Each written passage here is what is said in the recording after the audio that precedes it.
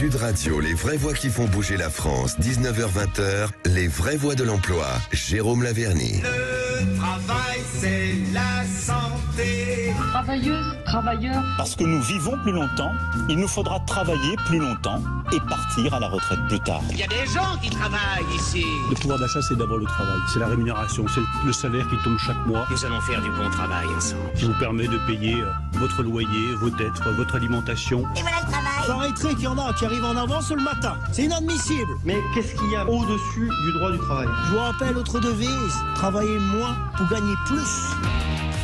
Et merci de nous rejoindre en direct sur Sud Radio. On est très nombreux et très heureux de vous accueillir sur ce plateau des vraies voix de l'emploi. Au sommaire, mon cher Philippe, aujourd'hui, comme tous les mardis, la voix de l'emploi en compagnie de Jérôme Laverny. Notre demandeur d'emploi aujourd'hui sera Gustave, qui après plusieurs expériences dans l'industrie, eh bien, cherche une nouvelle aventure dans l'industrie ou ailleurs. C'est peut-être votre jour de chance, Gustave. Nous serons ensuite avec le leader des formations industrielles en France, la FORP, avec son directeur général adjoint, Tony Roulance.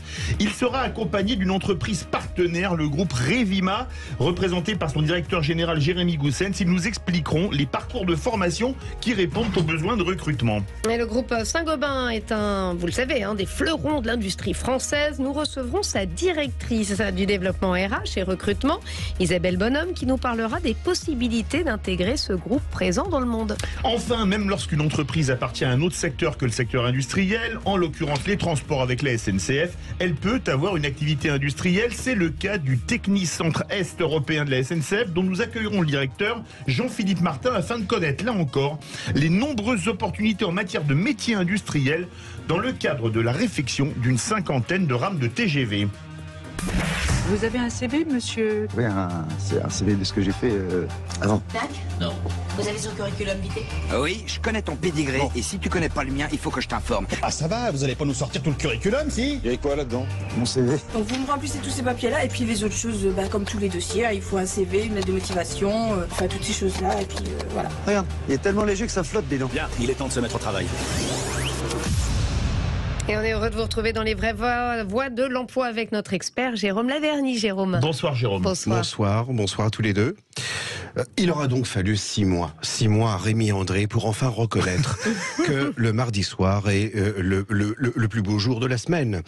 Même s'il a fait preuve d'une petite imprécision géographique en oubliant Paris parmi toute une litanie de sites géographiques. Alors, le président de la République parlait hier d'un redéploiement nécessaire et déjà avéré de l'activité industrielle. C'était très joli, la formule de Valais-Canton, dans le cas de la création de 200 usines et avec ces 200 usines de tout un tas de milliers de postes industriels. C'est de cela dont on va parler aujourd'hui, des métiers industriels qui sont parfois un petit peu dévoyé, méconnu.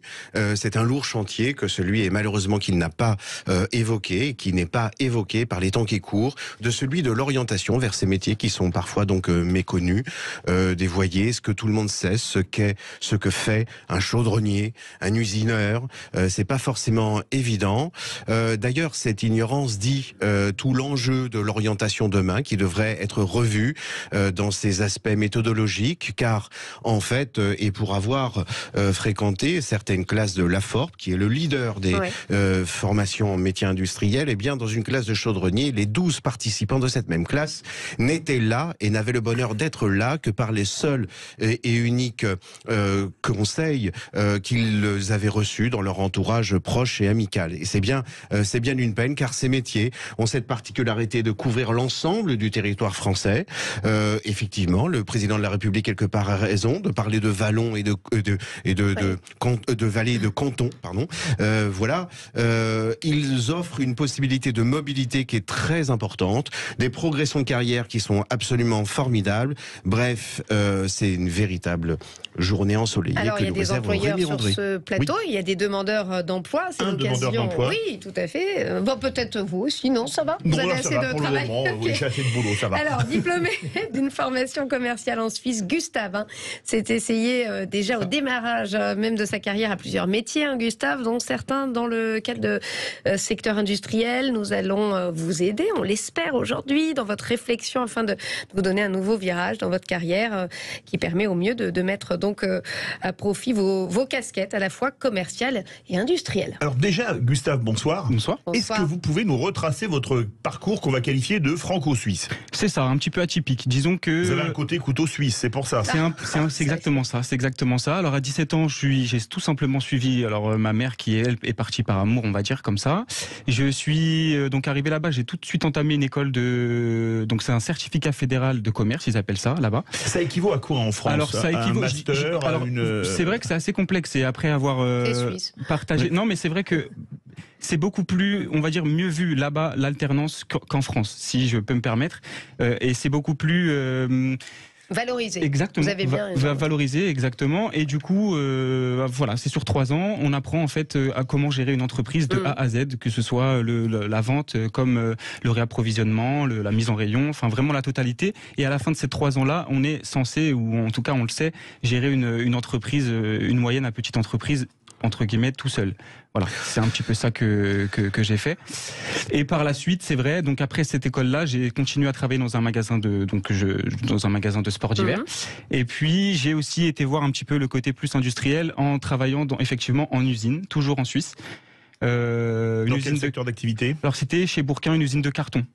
Tout simplement, donc j'étais vraiment agent opérateur, voilà, je travaille répétitif toute la journée, mais je voulais voir aussi ce côté production et pas que le produit fini entre guillemets. Idéalement, comment vous verriez aujourd'hui, en tout cas dans un avenir proche? Ouais, idéalement, moi j'aimerais plus lier ce côté, en tout cas plus me diriger vers ce côté commercial, contact client. Je ne suis pas fermé du tout, c'est-à-dire que c'est aussi pour ça que je suis là ce soir. Je ne suis pas du tout fermé à quelque chose en particulier, mais j'aimerais privilégier ce côté ouais, voilà, contact client, autonomie.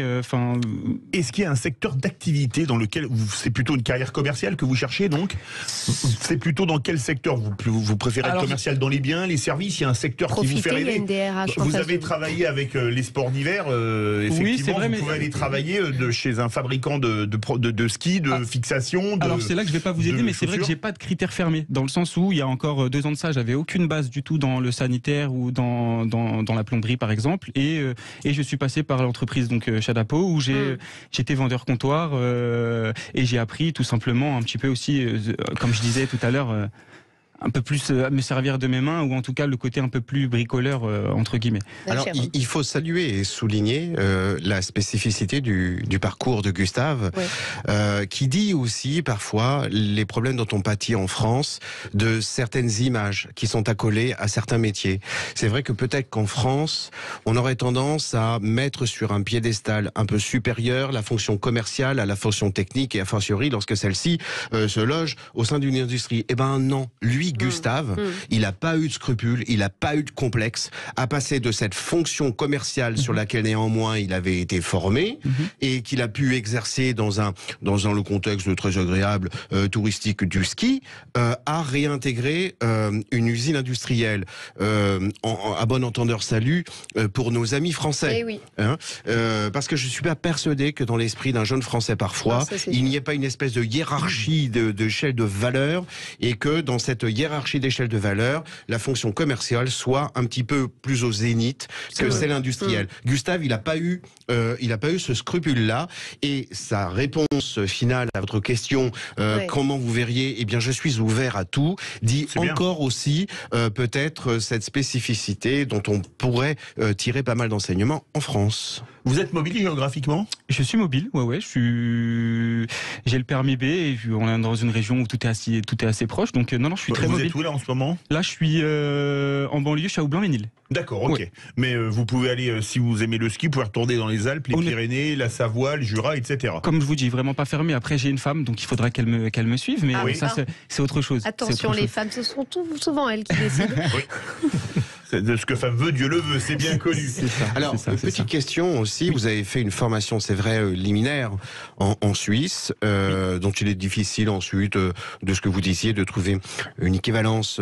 Mais est-ce que vous seriez fermé, ou en tout cas volontiers preneur, pourquoi pas, de réintégrer une formation plus en particulier dans le contexte d'une entreprise, comme celle que, par exemple, peut mettre en place le groupe Saint-Gobain, pardon. Est-ce que vous vous êtes ouvert à un parcours de formation venant compléter compléter celui initial et peut-être un peu lointain que vous avez opéré en Suisse? Bien sûr, je suis très ouvert et surtout en ayant compris qu'effectivement mon papier en Suisse déjà n'avait pas d'équivalence forcément en France. Ce qui ça d'ailleurs j'en étais pas du tout au courant. Mais c'est pour ça que non, je suis pas du tout fermé et je suis même conscient qu'il va falloir pour moi aussi ce tremplin de cette nouvelle vie en France, si je puis dire, avoir ce papier qui pourra m'ouvrir d'autres portes ici, ça c'est sûr. On a des recruteurs ici, vous êtes employeur, vous êtes patron de Dunkerque à Perpignan, de Brest à Strasbourg, puisque Gustave est mobile, mais a priori idéalement en Ile-de-France pour le moment. Oui. Donc là le matériel de ski ça va être un peu plus compliqué, on est bien d'accord, mais il est motivé, il cherche un job, il a vraiment un tempérament commercial, très bien, parce il que c'est pas s'exprime très bien, il a beaucoup de savoir-être et ça c'est très bien, il présente très bien, il est nickel. Vous êtes patron, vous cherchez un commercial motivé, le 0826 300 300. Et restez avec nous, on se retrouve dans quelques instants pour la suite des vraies voix et on va parler industrie et formation dans l'industrie. Et les vraies voix de l'emploi qui se poursuivent dans la joie et la bonne humeur sur ce plateau. Ils sont parfois négligés ou méconnus par les candidats. Les diplômes des formations industrielles. À la clé, pourtant, de nombreuses possibilités d'emploi dès la sortie de l'école, Jérôme. Oui, tout à fait. Par le biais notamment, et nous avons le plaisir aujourd'hui d'accueillir sans doute le leader des formations industrielles, la FORP, qui est présente sur un certain nombre de centres. Tony Rouland, son directeur général adjoint, nous le confirmera. Alors c'est précieux de savoir parce que effectivement, immanquablement, les métiers industriels souffrent d'une méconnaissance dans leur contenu, je dirais même dans leur dénomination.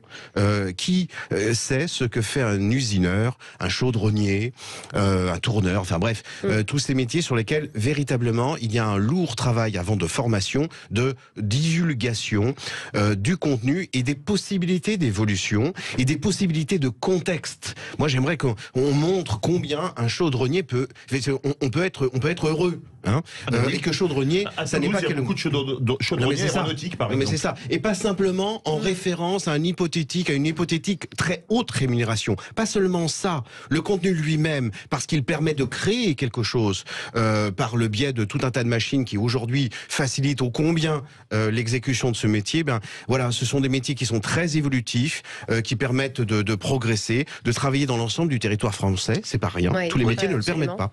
Avec nous donc Tony Rouland, directeur général adjoint du groupe Aforf. Jérémy Gossen, directeur général de Revima. Vous travaillez ensemble et on va l'apprendre tout de suite aussi, comme c'est l'industrie. Isabelle Bonhomme, directrice du développement RH et du recrutement du groupe Saint-Gobain. Bonsoir à tous. Bonsoir. On va commencer avec vous, Tony Rouland. Combien de postes est-il difficile de motiver des jeunes sortant de l'éducation nationale pour intégrer vos formations industrielles? Et expliquez-nous ce que sont vos formations industrielles. Alors d'abord, la FORP, c'est un des 36 pôles formation du territoire national. On est le pôle formation Île-de-France, donc on couvre, nous, principalement cette zone-là. On a 5 sites en Île-de-France, répartis sur l'ensemble du territoire, 2 dans le 77, 1 dans le 93, le 78 et le 92. Donc on a une belle implantation. Ah oui, mais des équivalents en région, faut le rappeler. Et sur les 36 pôles, vous avez l'équivalent dans chaque région. Donc à chaque fois, vous avez un pôle formation de l'UMM qui se trouve sur le territoire.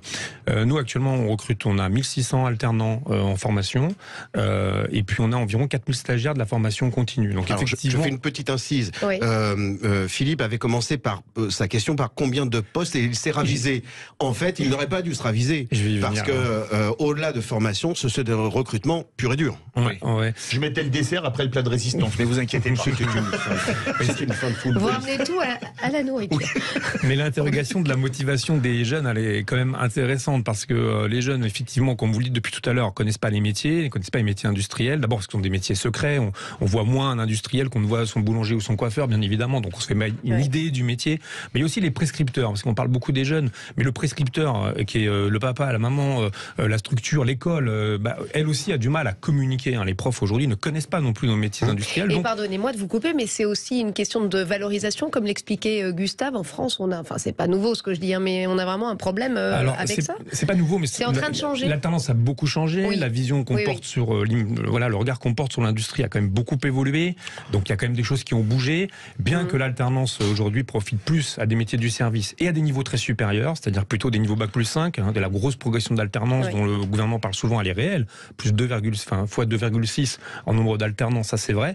Mais en même temps, c'est surtout sur des niveaux bac+5. Or, nos entreprises industrielles, ils veulent des techniciens supérieurs, des opérateurs. Et là, on a plus de mal à les Oui, ce que l'on paye aujourd'hui, je fais une petite parenthèse là encore une fois, ce que l'on paye aujourd'hui, ce n'est pas la négligence par rapport à l'alternance. L'alternance est trop vague, le terme est trop vague. Ce que l'on paye aujourd'hui, c'est le mépris dans lequel nous avons tenu en France pendant plusieurs décennies les métiers manuels. Il faut être plus précis et plus concret. Où on a eu l'idiotie, la grande débilité consistant à dire à un gosse qui ne fonctionnait pas à l'école, fais attention à ton troisième trimestre, sinon tu vas finir boulanger, plombier, c'est toujours un petit peu le cas quand on est parent. Et c'est toujours un petit peu le cas. Vous avez 1000 fois raison. Et juste un mot sur les postes. Chaque année, rien que pour la FORP, en alternance, on collecte à peu près 1200 postes à pourvoir. Donc vous voyez, chaque année. Et finalement, on a toujours environ 20 à 25% qui ne sont pas pourvus au 31 décembre de l'année.